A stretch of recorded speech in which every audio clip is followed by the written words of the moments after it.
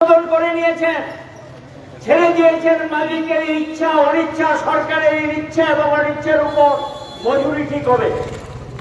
মজুরি ঠিক হওয়ার ক্ষেত্রে ব্রিটিশ শাসিত ভারতবর্ষের নিয়মটা কি ছিল?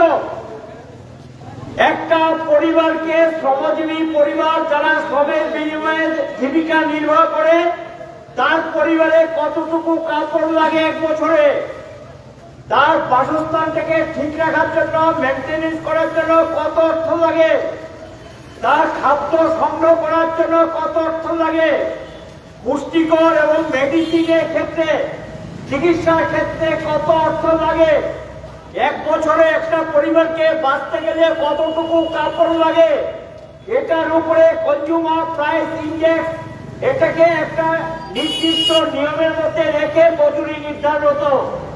এখন দেশের সরকার এই মজুরি নির্ধারণ করা পদ্ধতিটা পরিবর্তন করে দিয়েছেন। 6 মাস পর পর বেরিত কনজিউমার প্রাইস ইন্ডেক্স, এটার ভিত্তিতে শিক্ষক, কর্মচারী আর আরক্ষা কর্মী যারাই যেখানে কাজ করতেন তারা সেখানে ভেরিয়েবল ডিয়ারনেস অ্যালাউন্স পেতেন এবং দিয়ে পেতেন। এখন সেখানেও গিয়ে কোনো বাধ্যবাধকতা নেই, দিয়ে দেবেন না দেবেন এটা তাদের ইচ্ছা অনিচ্ছার উপর নির্ভর করে। এবং এই পরিস্থিতির মধ্যে সামাজিক নিরাপত্তা যেগুলো ছিল, এই সামাজিক নিরাপত্তার ক্ষেত্রে স্বাস্থ্য বীমার সুযোগ নেওয়া, চিকিৎসা পরিষেবা দেওয়া, চিকিৎসার জন্য অর্থ দেওয়া, এই আইনটাকে সংশোধন করে এটা মালিকদের ইচ্ছা অনিচ্ছার উপর ছেড়ে দিয়েছেন, সরকারের ইচ্ছা অনিচ্ছার উপর ছেড়ে দিয়েছেন এবং সেখানে মানুষের কোনো কথা বলার অধিকার বা সুযোগ পেত না। এই ধরনের একটা পরিবেশ সেখানে তৈরি করেছেন। আমরা এর থেকে বেরিয়ে আসতে চাই এবং এটা বিজেপি সরকারের একতরফা সিদ্ধান্ত এবং এই সিদ্ধান্ত শ্রমিক বিরোধী, জনবিরোধী, গণতন্ত্র বিরোধী এবং আগামী দিন আমার দেশের উৎপাদনকে ব্যাহত করবে, আমাদের দেশের শিল্প সমৃদ্ধি ব্যাহত হবে, একটা বেকারের দেশে পরিণত হবে, কর্মহীন দেশে পরিণত করেছেন, জিনিসপত্রের দাম বাড়বে, তার সঙ্গে সাজুজ্য রেখে অনাহারী মানুষের সংখ্যা বাড়বে, মৃত্যুর সংখ্যা বাড়বে, খাওয়া দাওয়ার কোনো পয়সা রোজগার করতে পারবে না, আইনের উপার্জন নেই, খালি জিনিসপত্রের দাম বাড়ছে বাড়ছে বাড়ছে বাড়ছে সীমাই। তার সাথে এই দেশে পুঁজিপতি, এই দেশে একচুটিয়া পুঁজিপতি, তাদের স্বার্থে এটা বাড়ছে, কিন্তু সেখানে গিয়ে যে ব্যবস্থা নেওয়া, কোনো ব্যবস্থা তারা নিচ্ছেন না বা নেবেন না। আমাদের স্কিম ওয়ার্কার যারা, তাদের জন্য কিছু রক্ষা কবচ ছিল, সেই রক্ষা কবচ নেই।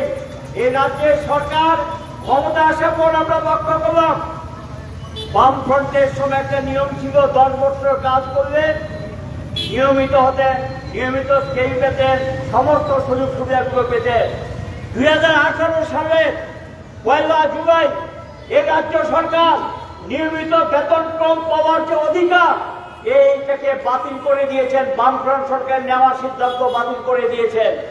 এখন 18 বছর, 20 বছর, 25 বছর ধরে কাজ করছে কন্টিনজেন্ট ওয়ার্কার, ডিআরডব্লিউ, এদের কোনো ভবিষ্যৎ নেই। আউটসোর্সিং এর নামে সমস্ত অফিসগুলোতে লোক ভরিয়ে দিয়েছে, ঠিকাদার এখান থেকে টাকা আত্মসাৎ করছেন, ঠিকাদার বিল করে যে টাকা দিচ্ছেন শ্রমিকরা সেই টাকা পায় না। এই ওএনজিসিতে যা বেতন পায় তার অর্ধেক টাকা দিতে হয় ঠিকাদারকে।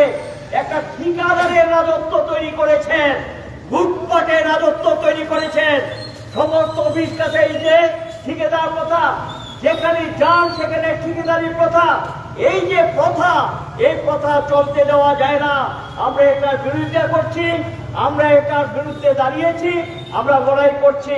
কৃষক সংগ্রামের মধ্য দিয়ে কৃষকদের উপর অত্যাচার করতে আংশিক পিছিয়ে গেছে। শ্রমিকরা যদি আমরা লড়াই করতে পারি তাদেরকে আমরা বাধ্য করতে পারবো। আম জনতা আমাদের সঙ্গে, কয়েকদিন আগে লোকসভা ভোটে 60টা আসন কমেছে বিজেপি, নিরঙ্কুশ সংখ্যাগরিষ্ঠতা পায়নি, কোন শিক্ষা নেয়নি, একই প্রধানমন্ত্রী, একই সেই স্বরাষ্ট্রমন্ত্রী, একই সমস্ত দপ্তরের মালিক, এবং সেই আবার পুরনো পদ্ধতিতে দেশের মানুষ কিন্তু তাদেরকে ভোট দেয়নি। এখন এনডিএ গভর্নমেন্ট, আগে ছিল বিজেপি গভর্নমেন্ট, মোদীর নেতৃত্বে গভর্নমেন্ট, সংখ্যাগরিষ্ঠতা নেই, অন্য দলের উপর নির্ভর করে অন্য দুইটা দলকে কবজা করে নিয়ে সরকার তৈরি করেছেন।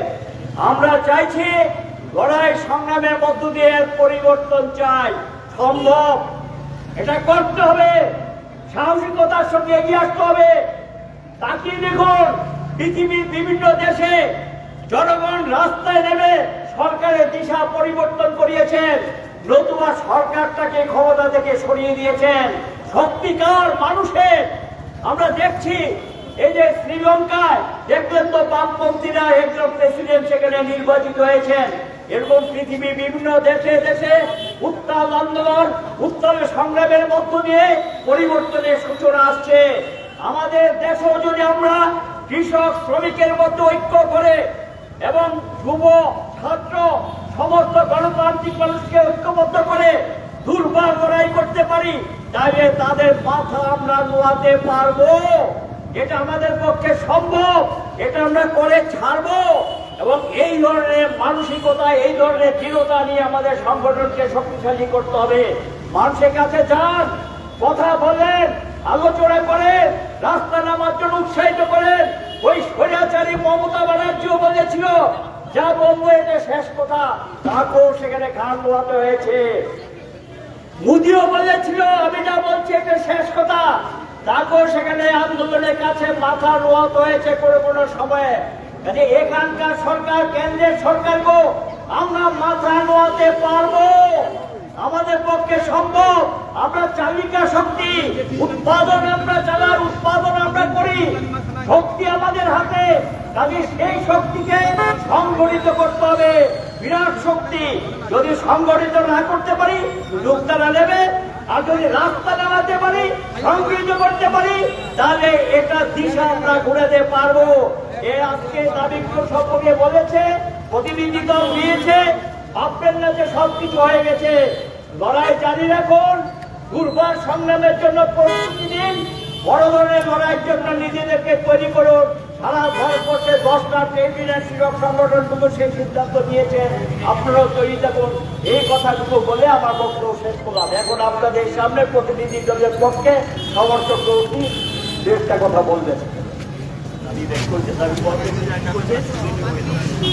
কংগ্রেস সভাপতি উপস্থিত, কংগ্রেস ছদফা দাবিকে সামনে রেখে আজকে যে মিছিল আপনারা সংগঠিত করেছেন, এই মিছিলের পক্ষ থেকে আমরা 8 জন সেখানে গিয়েছিলাম। শ্রম কমিশনার নাগর, এডিশনাল শ্রম কমিশনার আমাদের সেই দাবি ওনার কাছে আমরা তুলে ধরেছি। দাবিগুলি সেখানে আমরা ব্যাখ্যা করে বলার চেষ্টা করেছি এবং এডিশনাল শ্রম কমিশনার এই বিষয়গুলি নীতিগতভাবে উনি সেখানে বলেছেন এগুলো হওয়া উচিত।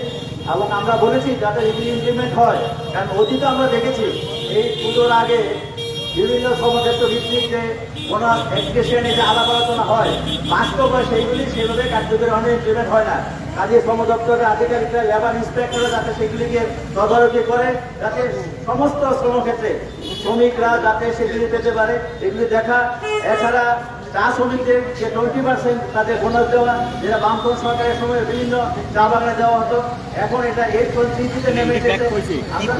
বলেছি, উনি বলেছেন যে না, এটা আমরা দেখবো, দেখার চেষ্টা করছি। এছাড়া আমাদের এই যে 10 বছর যাদের কাজ পূর্ণ হয়ে গেছে বিভিন্ন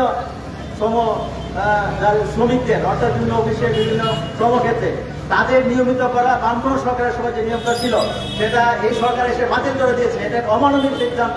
কাজে আমরা বলেছি অবিলম্বে এটা আমাদের যাতে কার্যকরী হয়, এটা সরকারের নজর নিয়ে যাওয়া, বিষয় কিন্তু দেখা।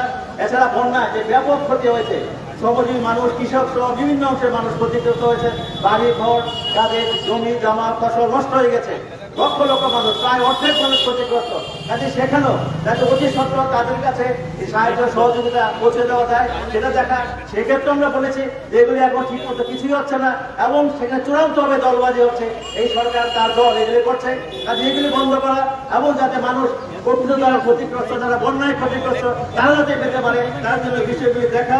এছাড়া কর্মক্ষেত্রে মহিলাদের নির্যাতন ইত্যাদি এগুলো বেড়ে গেছে আমাদের এলাকায়, ভয়ানকভাবে ন্যায় নির্যাতন বেড়ে গেছে। প্রতিদিন এই ঘটনা পত্রিকা আসতে গেছে, বিষয়গুলি দেখা। কাজে এই আমাদের 6 দফা দাবি উনি সেখানে বলেছেন, নীতিগতভাবে স্বীকার করে নিয়েছেন এবং যাতে এগুলি ইমপ্লিমেন্ট হয় তার জন্য সরকারের নজর দেবেন, তারও কাজ এই প্রতি কথা বলে আপনাদের সবাইকে অভিনন্দন জানিয়ে আজকের আমাদের সবাই এখানে শেষ করা হলো। ধন্যবাদ।